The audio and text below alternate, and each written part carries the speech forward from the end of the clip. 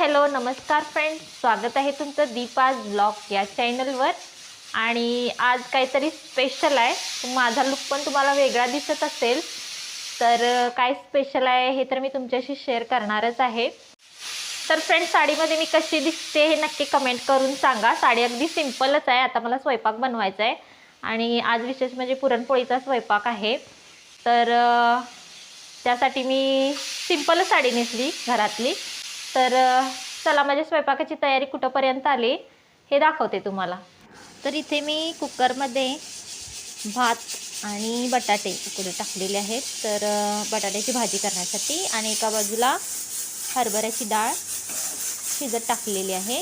अजून जरा शिजायला वेळ लागतो, तर अशा पद्धतीने मी अधूनमधून हलवून घेते त्याला।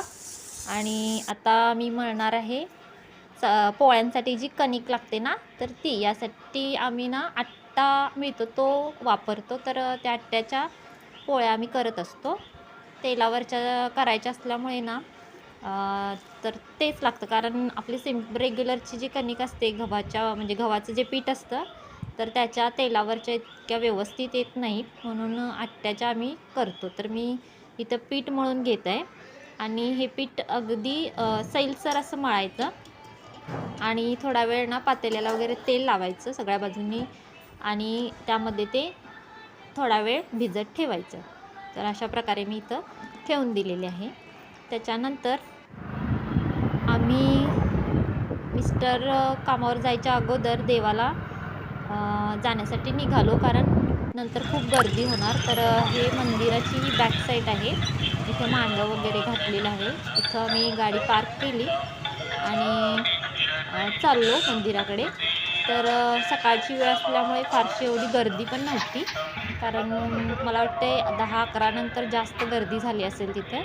तर इथं असं साहित्य आपल्याला पूजेचं मिळतं, तर इथं असे बसलेले आहेत। त्याच्यानंतर आम्ही मंदिराच्या पुढच्या बाजूला गेलो, दाखवते तुम्हाला समोरच्या बाजूने एंट्री करताना।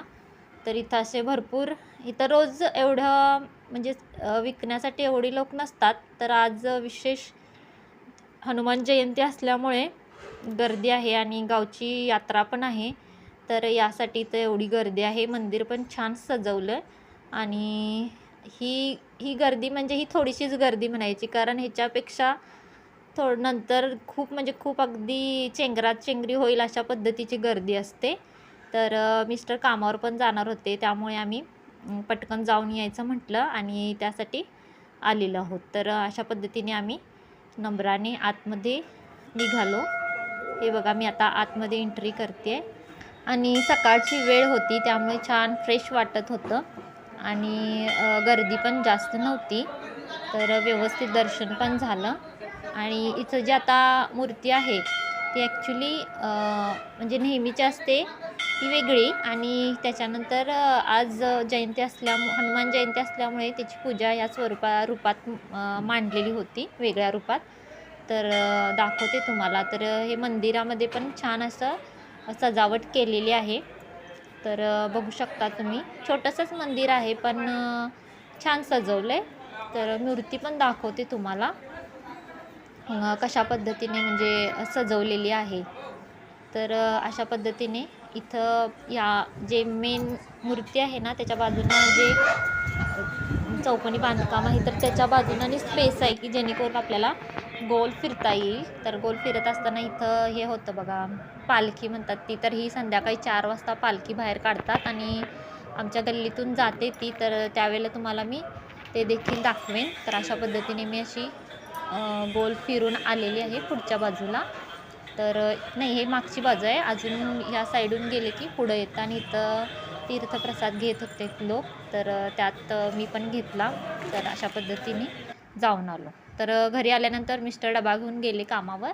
त्याच्यानंतर आम्ही बाकीची जी राहिलेली स्वयंपाकाची कामं होती ती केली। माझ्या पोळ्या पण थोड्याफार झाल्या होत्या, तर त्याच्यानंतर श्रेया म्हटली की मी जरा लाटते, तर तिला पण पोळी छान लाटता येते। तुम्ही बघू शकता, अगदी सुंदर पोळ्या लाटते ती। आणि जस्ट ती आत्ता 10वीला गेली आणि त्या मानाने तिची जी कला आहे किंवा पाककला म्हणा, तर ती खूप छान आहे। मला तिचं कौतुक वाटतं, कारण मी जेव्हा 10वीला होते तेव्हा मला इतकं काही येत नव्हतं, त्या मानाने ती भरपूर छान बनवते. तर बघू शकता तुम्ही किती मोठी लाटली, कारण पोळ्या करणं तसं बघायला गेलं तर अवघड आहे. कारण पूर्वी आजी वगैरे म्हणायच्या की काय पोळी बघावी काठात आणि मुलगी बघावी होठात. तर पोळीची काठ बारीक यायला लागतात, असे जाड काठ करायचे नाहीत पोळीचे. तर तशा पद्धतीनेच ती लाटते आणि तिच्या पोळ्या केलेल्या असतात ना, त्या छान अशा फुगतात पण. तर हे बघा, अजून तिने एक 4-5 पोळ्या तरी केल्या. तर अशा पद्धतीने तिने छान पोळ्या केल्या. तर त्यानंतर पोळ्या वगैरे आमच्या करून झाल्या. बाकीचा स्वयंपाकसुद्धा तयार झालेला आहे, मी दाखवते तुम्हाला. तर इथे झालेली आहे माझी बटाटे भाजी. तर त्यामधली मी थोडी नैवेद्याला काढून ठेवली, त्याच्यानंतर मिस्टरांच्या डब्याला वगैरे दिली, थोडी मुलांनी पण खाल्ली, त्यामुळे ती आता संपत आलेली आहे. त्याच्यानंतर इथे बघा, ही छान अशी कटाची आमटी, आम्ही इकडं असं येळवण्याची आमटी असं म्हणतो त्याला, आमच्या कोल्हापूरमध्ये येळवण्याची आमटी असं म्हणतात, किंवा पोळ्याची आमटी.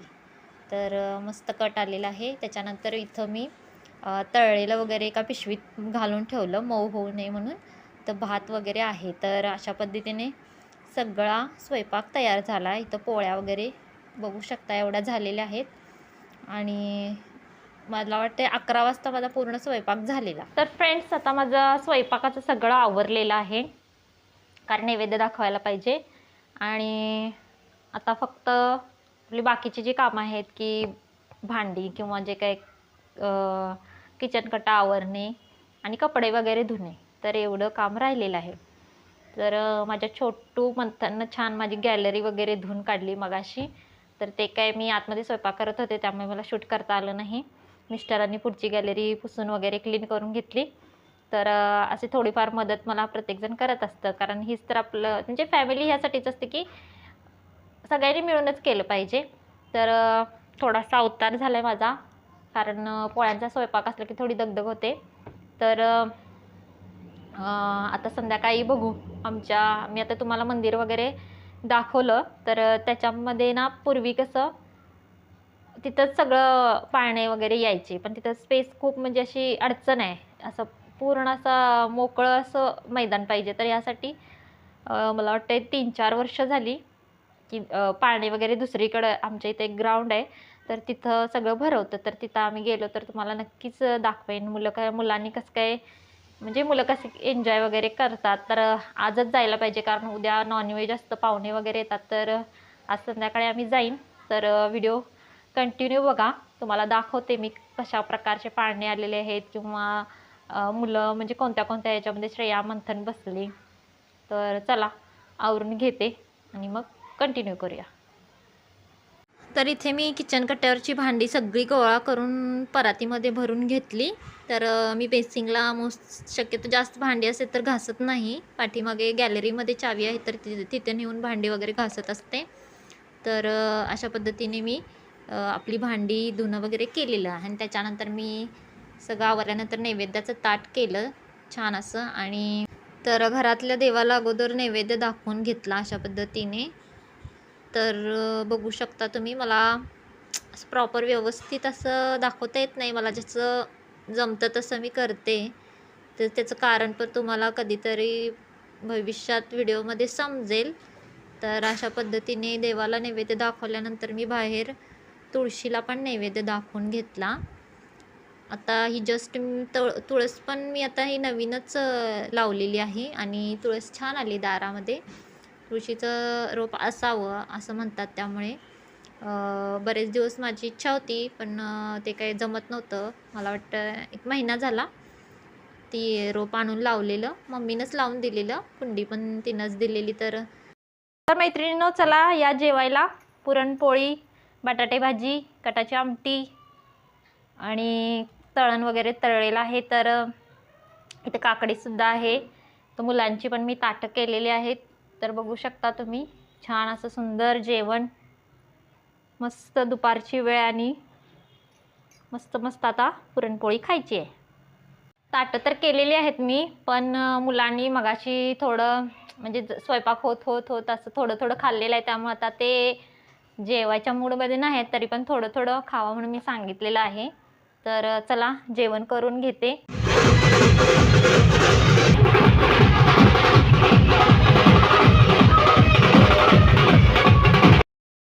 तर संध्याकाळी 4:30-5च्या दरम्यान मी तुम्हाला मगाशी बोललेले त्या प्रमाणे ना ती पालखी आली. कारण इकडं म्हणजे जो लांब आहे थोडं, तर उल्पेमळा असं म्हणतात त्या एरियाला. तर त्या ठिकाणी ना अगदी जुनं मंदिर आहे हनुमानाचं. तर त्या ठिकाणी ही पालखी जाऊन भेट घेऊन येते असं म्हणतात. आणि जाता वेळेस वाजवत वगैरे नेत नाही, पण येता वेळेस असं हे छान वाजवत आणतात. आणि तर जात असताना ना प्रत्येक घरातील स्त्रिया ना कळशीतून पाणी, हळदी कुंकू, आरतीचं ताट वगैरे घेऊन येतात, दर्शन घेतात. ते पालखी धरणाऱ्या जे व्यक्ती असतात त्यांच्या पायावर पाणी वगैरे घालून हळदी कुंकू वाहतात आणि नमस्कार वगैरे करतात. तर अशा पद्धतीने हे दरवर्षी मी बघते. तर हे बघू शकता तुम्ही, आमच्या गल्लीच्या कोपऱ्यावरच हे थांबलेली ती पालखी. तर इथं ना असं जी लहान मुलं असतात तर त्यांना असं पायाखाली घालतात. ते तर ती पालखी अशी त्यांच्या वरून अशी न्यायची असते, ते चांगलं असतं.